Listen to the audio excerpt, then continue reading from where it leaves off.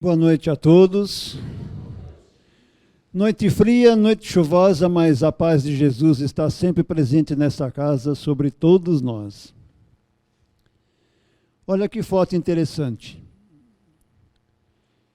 Representa uma pessoa, né? Feliz, radiante, sem problemas nenhum, talvez uma mulher de negócios, com uma família harmoniosa. Mas, ao reflexo de um espelho, é uma pessoa totalmente diferente. Amargurada, desesperada, triste, talvez doente, ou então tenha recebido alguma má notícia que fez ela ficar totalmente nessas condições. Eu vou citar um outro fato também, que vários de vocês já me conhecem aqui desta casa, talvez de uma longa data, ou então que estejam me conhecendo pela primeira vez. Já me viram circular aqui pela casa, não só nesta casa aqui no salão, mas nas outras casas também. Participo de vários trabalhos aqui nesta casa, inclusive eu incorporo o Dr. Ramos, acho que alguns de vocês já devem ter passado em consulta com ele. Mas eu vou dizer algo para vocês que talvez alguém ou alguns não tenham esse conhecimento. Se eu dissesse a vocês que eu tenho menos de 10% de visão em um dos olhos, e no outro olho eu perdi a minha visão por completo, vocês acreditariam? Sim ou não? Não. É o tema de hoje. As aparências enganam porque eu realmente tenho essa deficiência visual. Está vendo só? Como nós tiramos, às vezes, as conclusões, ou seja, as avaliações um pouco precipitadas, porque nós nos baseamos nas aparências físicas da pessoa. E quando nós conhecemos, na verdade, algumas situações e alguns fatos, nós realmente ficamos até um pouco, me desculpem o termo, até um pouco envergonhados, porque nós fazemos duas funções nas nossas vidas. A função de jurados, porque nós simplesmente julgamos e condenamos as pessoas sem antes mesmo de conhecê-las. E, ao mesmo tempo, a função de juízes. Por que juízes? Porque nós simplesmente aplicamos as nossas penas, as nossas punições. Tem uma historinha que eu já contei várias vezes aqui nos trabalhos de domingo. E, por coincidência, eu vou contar uma história que se chama O Soldado e o Amigo. Talvez alguns de vocês conheçam, e vocês vão ver o porquê dessa história. Ela tem uma reflexão. A história diz o seguinte: em uma determinada parte do país estava ocorrendo uma guerra, e o soldado estava angustiado, agoniado, porque o seu amigo não havia retornado do campo de batalha. E ele vai até o comandante e pede para que o comandante autorize para que ele saia à procura do amigo, né? E para poder trazê-lo de volta. E o comandante diz: eu não vou negar esta permissão. Ou melhor, eu não vou conceder esta permissão. Pois a esta hora ele com certeza já está morto. Desobedecendo, contrariando as ordens do comandante, o soldado sai à procura do amigo. Horas depois, ele retorna muito ferido, carregando nos seus braços o corpo do amigo já morto. Ao ver aquela cena, o comandante fica possesso. Ele vai até o soldado e esbraveja: por que você desobedeceu às minhas ordens? Eu não disse a você que ele já estava morto? Veja as condições que você se encontra hoje, muito ferido. Me diga, soldado, valeu a pena? E o soldado diz: claro que valeu a pena, meu comandante, porque quando eu o encontrei, ele estava vivo. E disse as suas últimas palavras: eu tinha certeza que você viria. Essa história tem uma reflexão que, por sinal, é muito interessante. O amigo, o verdadeiro amigo, ele fica presente no momento em que os outros que se dizem amigos foram embora. A Aí eu deixo uma pergunta para vocês, levem para suas casas e reflitam. Quem é seu amigo? Quem é seu melhor amigo? E os amigos são coisas interessantes, porque são pessoas que se aproximam de nós, se apresentam, acabam entrando nas nossas vidas sem pedir permissão. Neste contato que nós temos com essas pessoas, elas vão se tornando membros das nossas famílias, se tornam muito mais do que os nossos familiares, são os nossos verdadeiros amigos, as pessoas confidentes com as quais nós temos a melhor das nossas intenções. Mas nós temos também aquelas pessoas que simplesmente se apropriam de uma situação. Às vezes nós temos um poder aquisitivo, ou uma profissão, ou uma função, e elas simplesmente se aproximam com um certo interesse. Novamente eu falo, as aparências enganam. Eu fico às vezes meio abismado quando eu ouço relato de pessoas, principalmente de filhos, que juram um amor eterno tão grande aos seus pais, que quando eles já começam a entrar na terceira idade, a primeira coisa que eles fazem é colocar os seus pais, que tanto dedicaram uma grande parte das suas vidas, numa casa de repouso. Por quê? Ah, mas eles dão muito trabalho na minha casa e minha mulher ou meu marido não gostam muito de ter essa interferência porque atrapalham o nosso relacionamento familiar. Gente, são seres humanos, tanto quanto nós. O que chama mais atenção ainda são essas pessoas que também juram um amor eterno para os seus pais, que eles trabalharam arduamente para conseguir muitas coisas, bens. E quando eles desencarnam, nem mesmo o corpo esfria no caixão, já estão brigando por possíveis heranças. Aonde que está o respeito? Será que as aparências realmente são enganosas? Fazemos muitas vezes juras de amor para com as nossas esposas, os maridos, e depois de um certo tempo, este relacionamento termina. Nós acreditamos tanto no amor eterno, né? Naquele conto de fadas, e nós simplesmente nos decepcionamos. Entramos muitas vezes num processo depressivo, uma tristeza tão grande. Alguém se recorda de uma palavra que muito dizia antigamente, que hoje praticamente está extinta nos nossos dicionários? As pessoas que têm já uma idade mais ou menos, eu um pouquinho a mais do que os 60 anos. Alguém se lembra da palavra melancolia? Não existe mais. Hoje se transformou no quê? Depressão. Estamos no século XXI. Nós temos que atualizar as nossas palavras. Nós temos que atualizar os nossos vocabulários.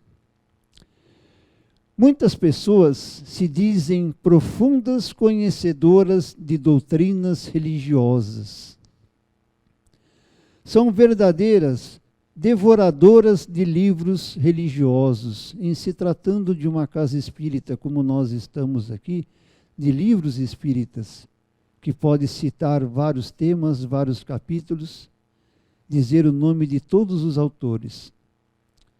São pessoas tão espiritualizadas, tão espiritualistas, que quando adentram a uma casa religiosa, não são capazes de dizer bom dia, boa tarde, boa noite, como você está? Está tudo bem com você? Senti saudades de você. Você faz parte da minha vida. A quem nós queremos enganar? Será que nós não somos vigiados constantemente, 24 horas das nossas vidas, pela própria espiritualidade? Será que os espíritos, os nossos mentores, que são na verdade os nossos conselheiros espirituais, não serão os nossos primeiros advogados de defesa, ou quem sabe os nossos primeiros acusadores de todas as nossas tarefas que nós fazemos aqui, de todas as nossas ações, de todas as nossas atitudes, de todos os nossos comportamentos? Será que eles não vão intervir a Deus, a Jesus e aos espíritos mais evoluídos? Eu acho interessante quando as pessoas falam sobre moralidade. Há um mês atrás, exatamente nesta casa, num trabalho, ou melhor, numa palestra com as quais eu fiz num domingo, chamada Palavras e Ações, eu citei 2 pontos que ainda teve pessoas que vieram fazer os questionamentos. Todos nós somos livres, temos o livre-arbítrio de falar aquilo que nós imaginamos, aquilo que nós pensamos. Quem está qualificado a falar sobre moralidade? A nos ensinar sobre moralidade? Se nós realmente estivéssemos plenamente capacitados para falar sobre esse tema, nenhum de nós estaria neste plano. Estaria já habitando um plano, um mundo muito mais superior, muito mais evoluído. Eu acho interessante também que as pessoas simplesmente elas dizem que elas são profundas conhecedoras de diversos temas, de diversas situações. Então eu vou dizer a segunda frase que não foi dita por mim. Eu simplesmente achei interessante numa conversa, num bate-papo entre o Haroldo Dutra, o Divaldo Franco, e tinha mais uma outra pessoa que me falhou agora a memória. E eles diziam assim: a sabedoria de uma pessoa não é medida pelo que ela sabe, pelo que ela conhece, mas pelas suas ações. Tem pessoas no altíssimo poder aquisitivo que são pessoas de uma benfeitoria tremenda, ajudam a várias instituições, a hospitais, mas querem trabalhar muitas vezes no anonimato. Como também tem aquelas pessoas que gostam de mostrar todas as suas obras, de ostentar tudo aquilo que faz em benefício das pessoas. E aí tem uma segunda imagem que eu acho, por sinal, bem bacaninha. Vocês estão vendo aqui? Eu não sei se vocês conseguem ver, mas tem 2 coelhinhos. Um, coitadinho, ganhou uma cenourinha tão pequena e o outro uma cenoura enorme. Qual que é a diferença de um com o outro? Não importa a quantidade das suas obras, o que importa é a qualidade daquilo que você faz. Muitas pessoas que ostentam todas esses benefícios em prol das pessoas, muitas vezes querem barganhar com Deus. Olha, Deus, eu faço tantas coisas para as pessoas, eu sou uma pessoa caridosa, sou uma pessoa generosa, olha por mim, olha, o Senhor não esqueça daquilo que eu tanto preciso. Em compensação, aquele outro coelhinho simplesmente trabalha no anonimato, quietinho, não faz a divulgação de tudo aquilo que ele planeja fazer, e com certeza recebe as maiores recompensas, as maiores bênçãos. Será que nós precisamos divulgar aquilo que nós fazemos? Não. O que nós precisamos fazer sempre é com o coração, não apenas com a razão. Porque são simplesmente estas atitudes, estes atos que nós temos, é que nos credencia para que nós possamos estar sempre em constante evolução, para que nós possamos realmente fazer jus a habitarmos outros mundos muito mais superiores, que ainda vai reinar, ainda não com tanta intensidade o sofrimento, a dor, o desespero, mas prevalecer um pouco mais de amor, um pouco mais de respeito, um pouco mais feliz. Olhemos para as pessoas com um pouco mais de atenção. Não vamos julgar muitas vezes pelas aparências, só porque é uma pessoa que tem uma cor de pele diferente, ou porque está vestida de uma forma mais simples do que as senhoras, os senhores, de vocês, se me permitem assim chamá-los. Será que nós temos que fazer certas discriminações? Será que isso, novamente, como eu disse há poucos instantes atrás, não é contabilizado nas nossas próximas vindas a este planeta? Eu tenho certeza que sim. Não julguemos as pessoas pelo que elas são, mas o que elas podem ser. No começo eu falei sobre os amigos, sobre a amizade. Muitos de nós esquecem dos amigos. Mudam de amigos como se estivesse mudando com uma peça de roupa. Será que as pessoas esquecem que os amigos também podem mudar de personalidade, de mudar os seus conceitos, as suas convicções, de mudar as suas atitudes, de mudar os seus comportamentos? Nós não temos a obrigação de mudar ninguém. Por isso que nós temos esse livre-arbítrio, essa livre escolha, essa livre decisão. Mas o dia de hoje faz nos tornarmos um pouco mais indiferentes. Tem uma pergunta também interessante, não vale apenas para as mulheres, mas também para os homens, a todos vocês aqui. Vocês conseguem diferenciar uma cantada de um elogio ou de um assédio? O que vocês acham? Consegue diferenciar? Sim, não, talvez, está meio dividido. Está dividido. Bom, cada um tem a sua livre opinião, claro. Mas são situações com as quais, pelo planeta e pelas situações truculentas que nós vivemos nas vidas, nos nossos momentos atuais, nós acabamos achando que a terceira opção acaba sendo a melhor escolha. Porque nós estamos com medo. Nós estamos com tanto medo que muitas vezes nós estamos no transporte coletivo. Vocês podem observar que quando uma pessoa já começa a ficar um pouco mais próxima, nós já começamos a afastar um pouquinho. É ou não é? Por quê? Porque parece que aquela pessoa ou vai pedir alguma coisa ou já vai nos incomodar. Se entrasse nesse instante um grupo de moradores de rua, de pessoas em situação de rua, entrassem aqui, quais seriam as nossas opções? Pôr a mão no bolso para nos livrarmos destas pessoas? Trataríamos com certo respeito? Porque eles têm histórias muito mais do que podem nos contar? Que fariam com que nós mudaríamos de opiniões? Ou nós desprezaríamos por eles se encontrarem numa situação diferente da nossa? São situações que até mesmo nós um dia podemos estar vivenciando.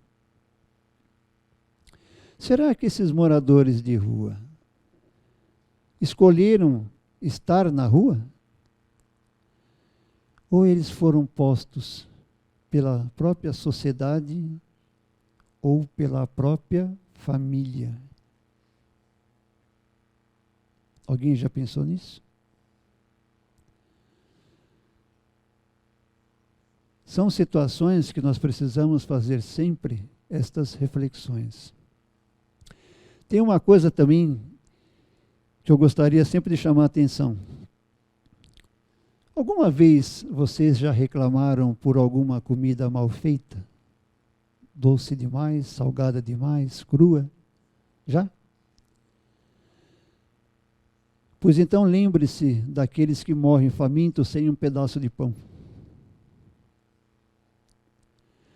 Algum de vocês já tiveram o seu sonho desfeito por qualquer circunstância? Sim? Não? Pois lembre-se daqueles que vivem num pesadelo constante. Alguns de vocês já reclamaram, essa daqui é terrível. Alguns de vocês já reclamaram por estar trabalhando demais? É o que mais vocês estão se manifestando.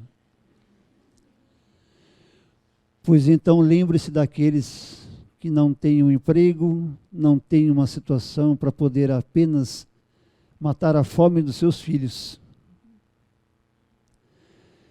Se você tem um emprego, se você tem um prato de comida, e se você tem um sonho, agradeça todos os dias a Deus, porque existem centenas de milhares de pessoas, ou quem sabe milhões, que dariam tudo para estar no lugar de vocês. E não estão. Como eu tenho poucos minutos, eu vou tocar num assunto bem chato, que me deixa muito entristecido e às vezes indignado.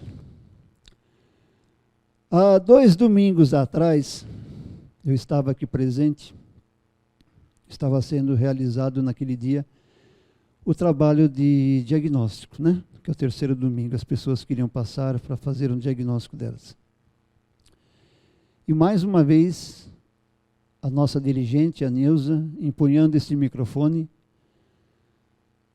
antecedendo as preces, as vibrações, pediu uma prece especial por uma criança de 7 anos, que se suicidou. E não foi a primeira. Eu estou aqui nessa casa há 12 anos. No mês de junho, agora completou 12 anos que eu estou aqui. Não foi a primeira criança. E o que mais me deixou indignado, o motivo desse suicídio: bullying.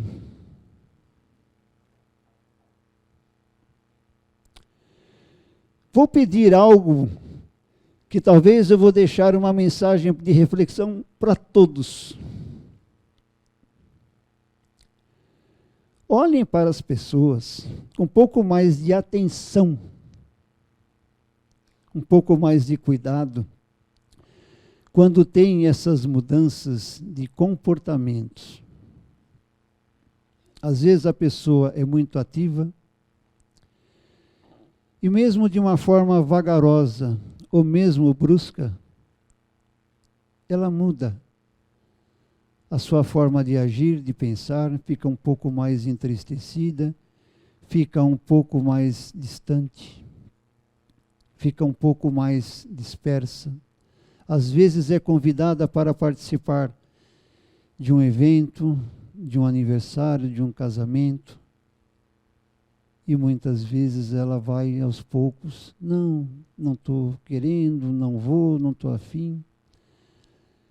Olhem com um pouco mais de atenção, porque vai dar indícios de que alguma coisa não está funcionando bem.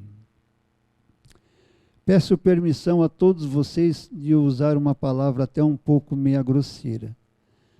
Que as pessoas não pensem que a depressão é uma frescura.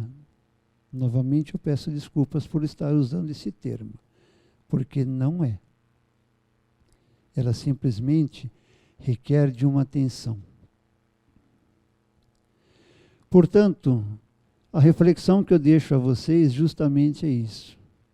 Olhem com um pouco mais de cautela sobre o que está acontecendo a vocês.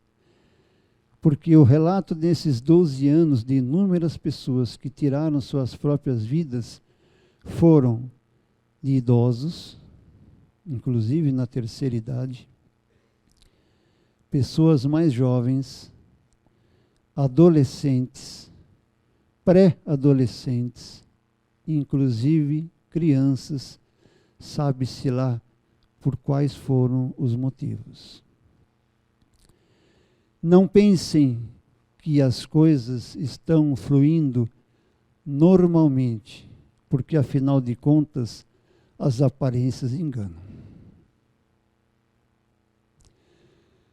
Que todos possam retornar aos seus lares em paz, em segurança, mesmo nesta noite fria, chuvosa, mas Jesus sempre está presente nas nossas vidas, esperando poder encontrá-los numa próxima oportunidade. Uma boa noite a todos e muito obrigado.